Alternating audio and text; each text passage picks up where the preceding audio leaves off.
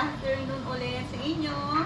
So, ito na po yung aking ensalada de verano na sinasabi ko po sa inyo kanina. So, guys, nilagay ko na po siya dito sa bowl. Ayan. Ito po yung ginamit kong bowl. Ayan. Ito po yung ilalagay po namin sa aming buffet later. So, ayan. Nilagay ko na po yan sa loob. Ayan, guys. Ensalada de verano po is meron po siyang patatas, red pepper, green pepper, boiled egg, corn, saka po mayonesa and salt. Okay guys, ayan. Mix lang po natin siya.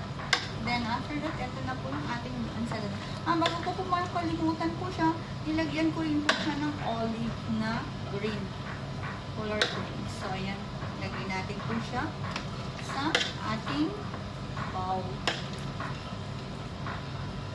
Ilalagyan po natin siya ng mga design para kahit pa ano po, pagdating po dun sa buffet is maganda po siya, katakam-takam po siyang tingnan na sabi po nila, meron po siyang buhay.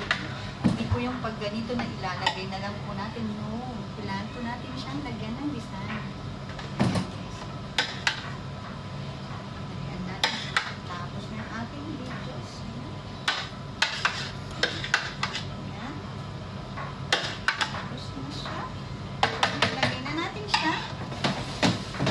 Naghanda na po ako ng ilalagay kong mga pang-decoration. Ito po, ayan.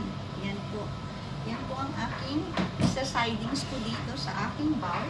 Para kahit pa paano po, maganda po siyang tingnan. Yan guys. Ayan. Hindi po siya mahawakan ng salad. Ayan.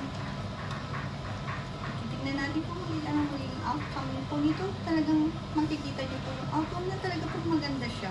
So, kahit po sa bahay, pwede nyo rin pong gawin ito para po pag may mga bisita kayo, maganda po itong ideas na to. Nakaka-yummy po siya, saka very, talaga siya, like yung kanyang itsura. Talagang preskong-presko siya. Tingnan. Yan. Ganito po siya talaga dinidesign dito sa aking trabaho dito po sa Spain. Ito po ang tagagawa ng salad po at saka dessert namin. So, ayan guys. Ayan. So, ayan na siya. Tcharan! Ayan. Tapos lalagyan po natin siya ng konting paganda siya. Ayan.